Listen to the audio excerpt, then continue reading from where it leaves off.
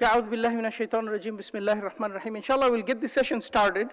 We were supposed to have Dr. Ahmad Bayoun and Sister Iman were going to talk about some very important topics, but we were fortunate that we had invited Senator Amy Klobuchar to come visit us, and yes, we get caught catcalls even now. The senator, of course, has a very long history with the Muslim community in Minnesota, way back when she was Hennepin County attorney. I remember after 9/11, Brother Hisham Hussein, the founder of MAS, my predecessor, called me one day and said, I received a phone call from the Hennepin County attorney, and she wants to make sure that Muslims are safe, and she wants to make sure that if anybody harasses Muslims or commits any hate crimes, that she intends to prosecute them.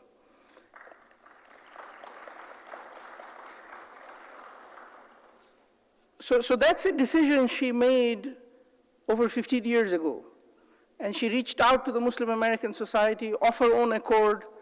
And I'll be honest with you, at that time, we did not know who she was. But now we know. And then we were fortunate that she went on to become senator of the state of Minnesota in Congress. You can clap for that.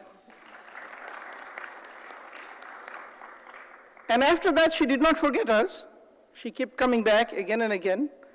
And the year she could not come back, she would send us video messages, and some of you have seen that, and it's on our Facebook page and our website. And she has done that. Now, ideally, we would have, we had invited all the elected officials to come at 2 o'clock, where we would have a full audience or full house. But alhamdulillah, this is the schedule, her schedule fits this time. So we are honored, we are happy to have her here. And without further ado, I introduce U.S. Senator Amy Klobuchar.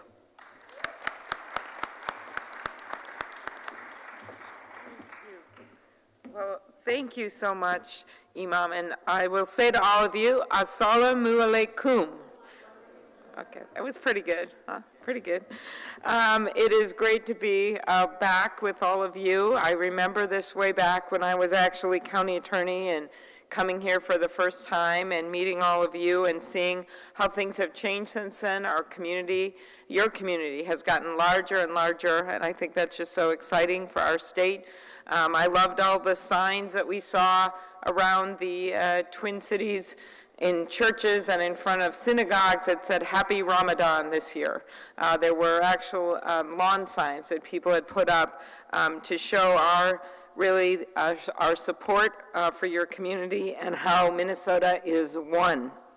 I know my colleagues are going to be here later this afternoon, and I'm proud to work with all of them. I think you've seen we have Congressman Emmer, and I don't know if they will be there, but Congressman, Congressman Ellison are the co-chairs of the Somali caucus in the House of Representatives. We have all together, regardless of party lines, taken a lead on these issues in Congress. And I'm also proud to, of course, have one of our latest elected officials, Siad Ali, who is on the Minneapolis School Board now and has worked for me for how many years, Siad? It's my 9th year. Oh, his 9th year, and has done a wonderful job, and we're really excited for him and how he's doing. We also had the news this last month that President Obama just nominated the first Muslim to be a federal judge, and that is pretty exciting news for all of us as well, in addition to the legislative possibility of having a legislator and various others that are getting elected in the city council throughout our state. And I think the young men I just met from Blaine, where are you guys, my friends from Blaine? There you are, waving, right? Unlike when some of you were growing up in the Twin Cities, they are going to have the benefit of role models of people who are running businesses, who are elected to office, and I think that's a very, very good thing. And I wanted to talk a little bit about what's been going on across the world, heightened, of course, by this presidential election that I'm not going to talk about as much as I would like to. I know, on a serious note, that we've all been horrified by the attacks on innocent civilians across the world and here in the United States by terrorists who have no respect for basic human dignity and no interest in peace. And what I have learned from all of you is that these terrorists do not represent Islam any more than members of the Ku Klux Klan represent Christianity. We also know that every time an event happens, like the recent bombings in New York and New Jersey, the Muslim community faces backlash.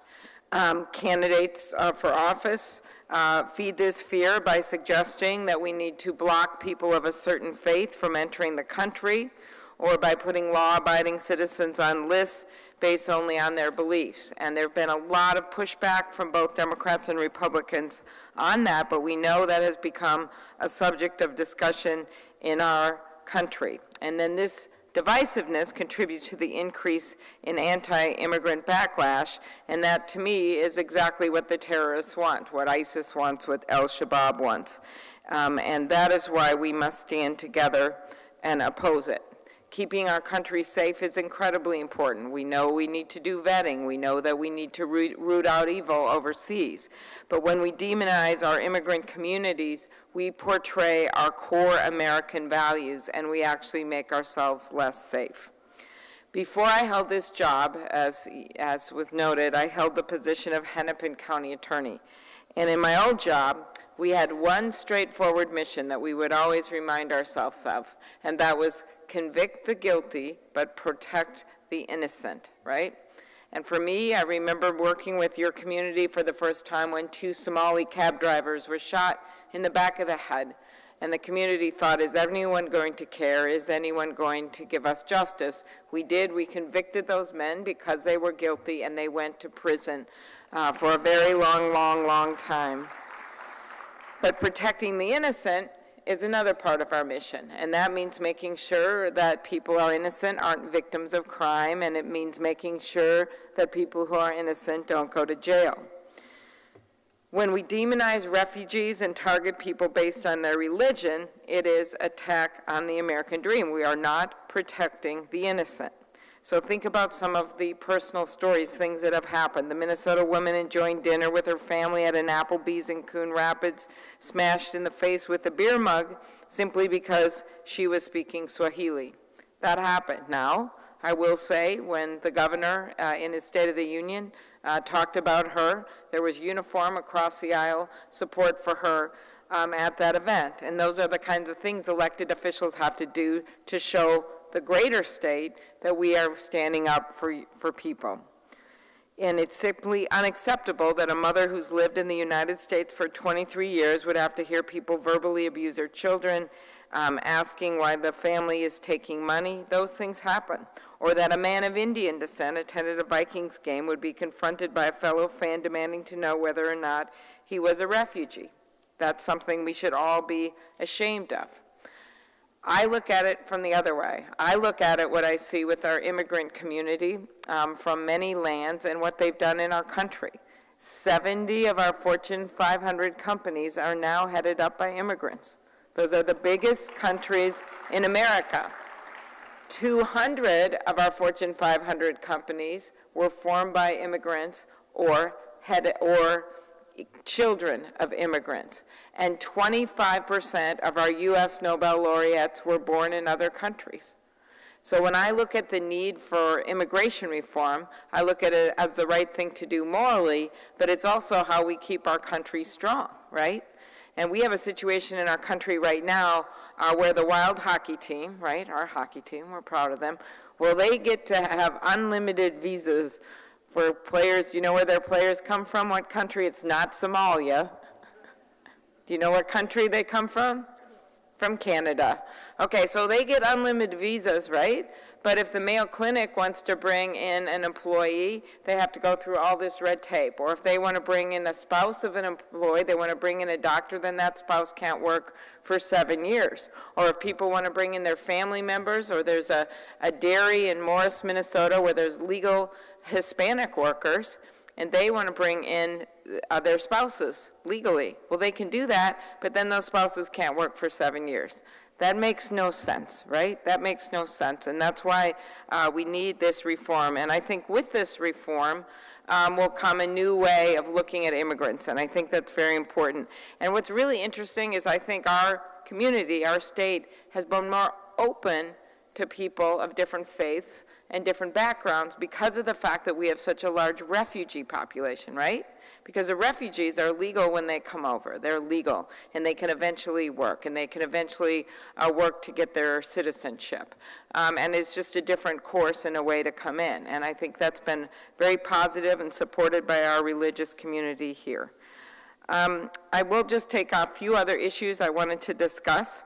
Obviously, we're working with the U.S. Attorney's Office on trying to get funding and trying to have that funding work for all of you for the extremism goals that we have to try to give kids another path in life. No one wants their kid to grow up to be a terrorist, no one.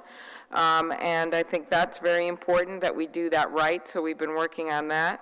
And the second thing that we've been working on is to make sure that this remittances work back to Somalia. In 2014, Congressman Ellison and Mark Kirk and Senator Franken and I worked on that issue, and we continue to do that. Understanding that there's money laundering going on, there's reasons that our country is concerned, but we want to make that work for the families. Another issue I'm working on a lot is the autism issue with the Somali community. As you know, we've seen frequent situations where kids are getting autism, and we have continued to work on that as well. So there are set issues in the community, but I will say that's what's dominated my work is, one, the economic piece, to encourage people to go to businesses that our Muslim community runs. I've encouraged people to get to know people of different faiths. I think that's really important. And we've made a real effort in the state to take on some of the horrible things that we're hearing across the country. I'm proud to stand up for your religion and for your faith and for your people in Washington. And I think that I have been proud of some of the members of the Senate, including my friend Jeff Flake. He's a Republican senator in Arizona. And when all of the negative rhetoric was coming down, he actually went to a mosque in Arizona. He did that. And so there are people of both parties that must stand up for this together, or we're never going to beat it back. I've told a lot of my fellow senators a story that has stuck in my mind all summer, and that was when Siad brought me to a mosque, and I heard the story of a family, a Muslim family that had gone out to dinner. And a lot of, as you know, people have been here through 9/11. There were a few instances of hate crimes, but we really were able to send a clear message that we didn't want that to happen. Well, now things are happening every day, bullying to anyone that looks different. And in this particular instance, this family went out to dinner, 4 of them, and a guy walks by, and he looks at them and says, "You 4 go home. You go home to where you came from." And the little girl looked up at her mom, and she said, "Mom, I don't want to go home. You said we could eat out tonight. I don't want to eat dinner at home." You think of the words of that innocent child. She didn't even know what that guy was talking about. She only knows one home, and that's the state of Minnesota. And she only knows one home, and that is the United States of America. So our goal, and I'm sure as you gather today, you'll be talking a lot about this today with elected officials and others, but our goal is to stand up for that girl, right?